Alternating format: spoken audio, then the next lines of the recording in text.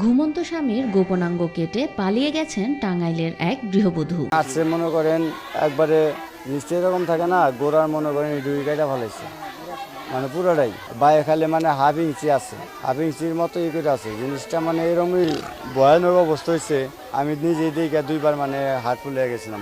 বাকি অংশটুকু সেটা আর শুনলাম আপনি খুঁজতেছেন না বেশি হয় সেটা খুঁজতে ডাক্তার বলছিল এটা স্যালাইনে পানিতে ধুয়ে রাখলে ওই জিনিসটা মানে জোড়া লাগানো সম্ভব।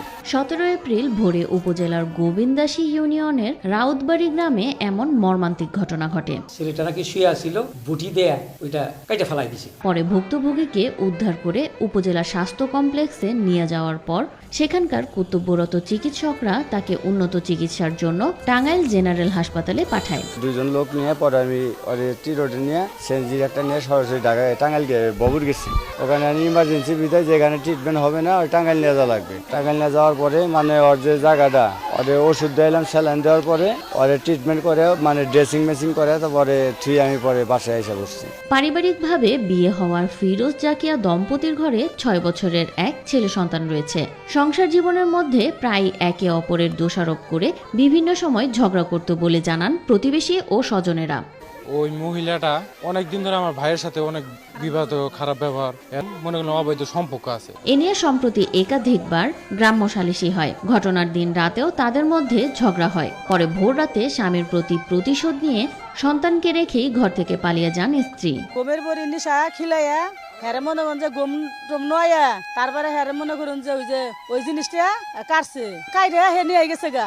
আমরা জীবনেও দেখি না, আমাদের বাপ দাদা 14 পুষছে কোন দিন দেখে না।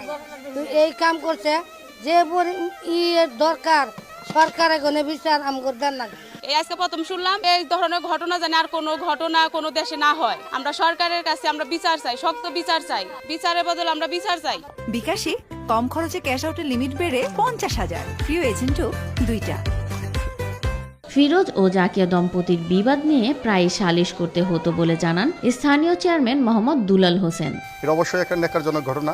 আমরা চাই এরকম ঘটনা যাতে শুধু আমাদের এলাকায় না, সারা বাংলাদেশে কোথায় যেন এরকম ন্যাক্কারজনক ঘটনা না ঘটে। আর এই ঘটনার সাথে যারা সম্পৃক্ত অবশ্যই আমি তাদের দৃষ্টান্তমূলক শাস্তির দাবি করি, যাতে এই শাস্তির মধ্য দিয়েই এটা সারা বাংলাদেশে এটা একটা নজির হয় যে এরকম ঘটনা তারা কেউ ভবিষ্যতে ঘটনার জন্য আর সাহস না পায়। বিষয়টি জানতে পেরে ঘটনাস্থলে পুলিশ পাঠানো হয়েছে। এ বিষয়ে লিখিত অভিযোগ পেলে আইনগত ব্যবস্থা নেওয়ার আশ্বাস দেন ভূঁইয়াপুর থানার ভারপ্রাপ্ত কর্মকর্তা মোহাম্মদ আহসানুল্লাহ।